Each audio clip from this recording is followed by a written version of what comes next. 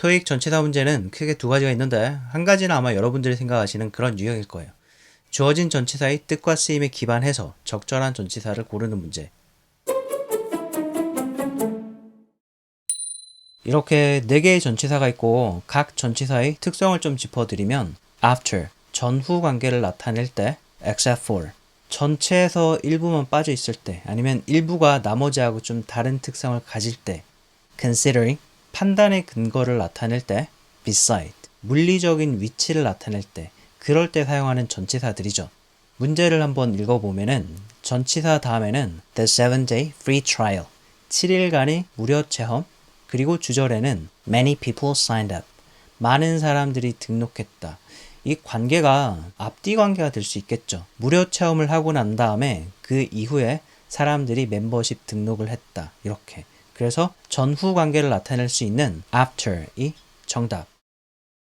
이렇게 전형적인 전치사 문제는 각 전치사의 뜻과 쓰임에 기반해서 빈칸에 적절한 전치사를 채우는 그런 유형인데, 근데 이거하고 다른 유형이 하나가 더 있어요. 그건 바로 어떤 전치사 자체를 물어본다기보다는 이 전치사가 들어가는 표현 전체나 특정 어휘랑 어울리는 전치사 이런 걸 아는지 테스트하는 문제로, 이 유형은 문장을 좀 크게 큰 그림을 보지 않고 특정 부분만 보고 답을 찾으려고 하다가는 함정에 빠지기가 쉽습니다.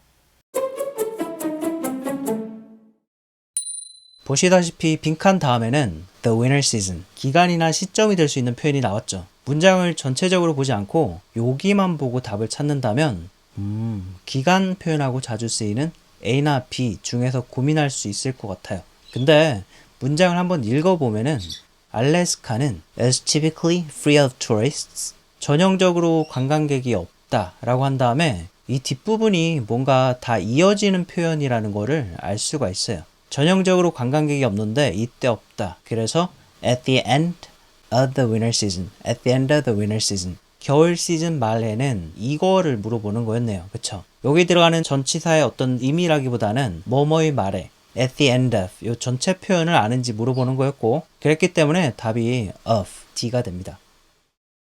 이런 유형으로 기출문제를 좀 짚어드리면 쉬운 문제도 많이 있습니다. 뭐뭐에 대한 준비라고 할 때 in preparation for 이라고 하죠. 이걸 모르시는 분은 별로 없을 거예요. 뒤에 뭐가 나오든지 간에 이런, 심지어는 이런 기간 표현이 나오더라도 이 기간 표현하고 어울리는 전치사를 고르는 것이 아니라 좀 큰 그림을 봤을 때 이게 여기 들어가는 말은 뭐뭐에 대한 준비, in preparation, 여기에 연결되는 말이거든요. 뒤에 행사가 나왔든지 기간이 나왔든지 간에 이 행사에 대한 준비로, 이 기간에 대한 준비로 전치사 over이나 for이나 on의 의미를 물어본 것이 아니라 좀 크게 봤을 때 in preparation for 이 표현을 아는지 물어본 거예요. 이거는 픽스된 표현으로 이 자리에는 for이 들어가는 거거든요.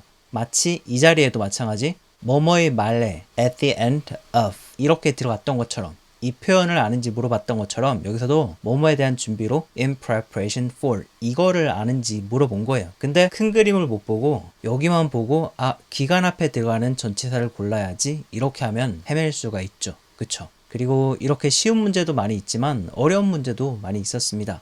뭐 예를 들어서 뭐뭐에 대한 도움이라고 할 때 명사로 help나 assistance 이런 명사 다음에 이 명사랑 어울리는 전치사가 뭐냐면 뭐뭐에 대한 그 자리에 with라든지 in 같은 전치사를 쓰거든요.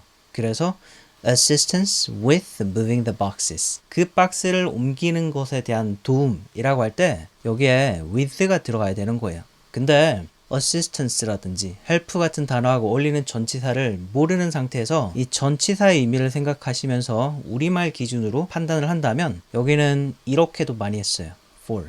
이거를 위한 이래가지고 박스를 옮기는 것을 위한 도움 이렇게 할 수 있잖아요. 그쵸? 근데 자연스러운 표현은 assistance with나 assistance in이 됩니다. 그리고 또 어려운 문제로 compare이 나왔었는데 뭐뭐를 비교하다라고 할 때 compare A and B 이 표현을 굉장히 많이 써요. A하고 B를 비교하다. 그쵸? 비슷한 점이나 차이점을 비교할 때 compare A and B 이거를 많이 쓰거든요. 근데 비교하는 방법이 두 개 사이의 비슷한 점이나 차이점을 비교하는 것이 아니라 하나를 기준으로 놓고 거기에 빗대어 비교할 때는 and를 쓰지 않고 compare A with나 to 아니면 against 이런 전치사를 쓰는 거예요. 이게 바로 그런 문제인데 보고서가 비교합니다. compares 뭐를 비교하냐면 our net profits and losses in the last quarter 지난 분기 순이익하고 손실을 비교를 하는데 뒤에 여기다가 빗대어가지고 industry average 업계 평균에 빗대어 이런 거니까 여기에는 전치사가 with라든지 아니면 to, against 같은 전치사가 들어갈 수 있었던 거죠. 그쵸? 큰 그림을 보면은 의미가 이 보고서는 뭐를 나타내는 거냐면 지난 분기 우리 순이익하고 손실을 업계 평균에다가 빗대가지고 비교를 한다 이런 뜻이었던 거예요. 큰 그림을 보면은. 근데 그 큰 그림을 못 보고 여기만 보고 답을 찾으려고 하시는 분들은 이런 것 중에 고민을 많이 하셨어요. 평균 이상 이하 이런 거를 생각하셔가지고 오버이나 비안드 중에 고민을 많이 하셨고 그리고 이런 유형의 문제로는 전치사를 찾는 것이 아니라 전치사가 문장에 심겨져 있고 그 전치사랑 어울리는 명사를 반대로 물어보는 그런 문제도 있습니다. 마치 여기를 with나 in을 심어놓고 앞에 assistance를 찾는 이런 문제처럼 그래서 이런 문제가 나왔을 때 이게 우리 모바일 앱은 이런 거를 제공한다 라고 하고 뒤에 시험에 나왔을 때 학생들이 제일 많이 선택했던 거는 사실은 리스트였어요. 방문할 장소 리스트를 제공한다. 앱에 보면 그런 리스트들이 나와 있다. 좀 근데 이상합니다. 그렇죠?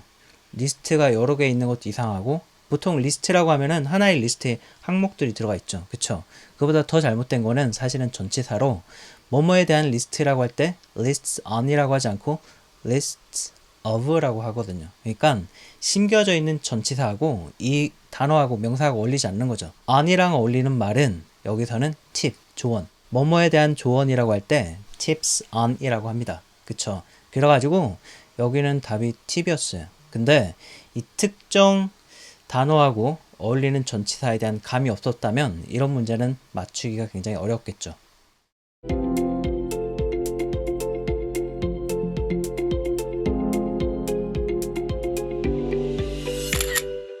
오늘은 토익 전치사 문제 두 가지 유형을 다뤄봤는데요. 물론 첫 번째 유형이 더 빈출이기는 해요. 그래도 혹시 이상하게 해결이 잘 안 된다 싶으시면 두 번째 유형 전치사 그 자체가 아니라 이 전치사가 포함되는 표현이나 아니면 특정 어휘랑 같이 가는 전치사 이런 거를 테스트하는 문제가 아닌지 의심을 해보세요. 아시겠죠?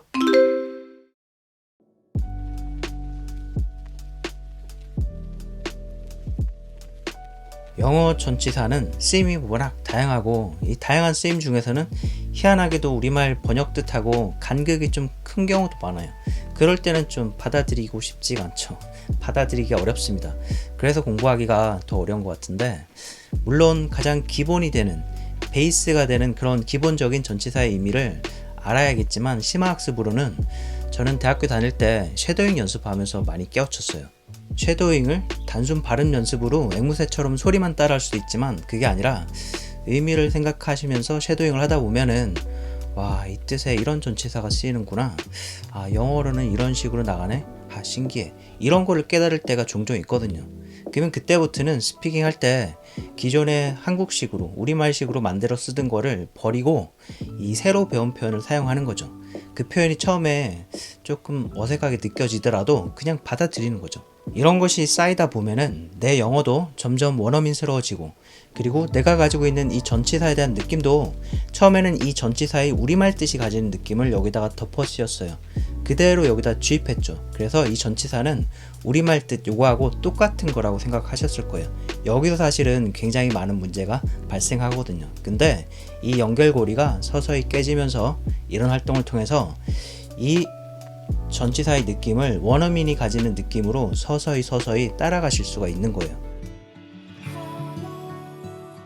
그리고 고득점자들이 전치사 심화학습을 할 수 있는 또 한 가지 방법은 친구랑 토익 지문을 랜덤으로 한 장씩 복사를 해서 거기서 수정펜으로 전치사를 드문드문 지우는 거예요.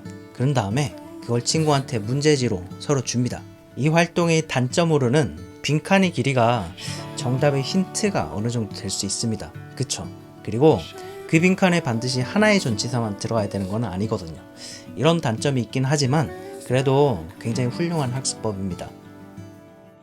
전치사 문제가 굉장히 자주 반복되는 것들도 많이 있습니다. 근데 어려운 문제 같은 경우는 반복 출제 빈도가 지극히 낮은 편이에요. 아까 보여드렸던 기출문제 같은 경우도 시험에 한 번밖에 안 나왔거든요. 그때 한 번 딱 나오고 그 다음에 반복 출제가 한 번도 안 됐습니다. 그러니까 좀 어렵죠. 어려운 문제를 기출에서 자꾸 반복해서 출제한다면 기출을 준비하면 대비가 될 텐데 그런 것이 아니기 때문에. 근데 이런 연습을 해주신다면 기출되지 않았던 처음 출제되는 문제더라도 그거에 대한 대비가 될 수 있을 거예요. 빈칸 채우기 활동은 번거롭고 하기가 어려울 수도 있겠지만 쉐도잉 연습은 원래 어차피 하시는 거잖아요. 그쵸? 그러니까 연습하실 때 전치사만 조금 더 신경 써서 연습해 주시면 되는 거죠. 그리고 굳이 시험 점수가 아니더라도 이런 연습을 통해서 내 영어가 더 영어다워질 수 있다는 그것만으로도 큰 의미가 있지 않을까요? 아닌가요? 네, 전 이만 물러가겠습니다. 그러면 다음에 더 좋은 컨텐츠로 찾아뵙겠습니다. 바이.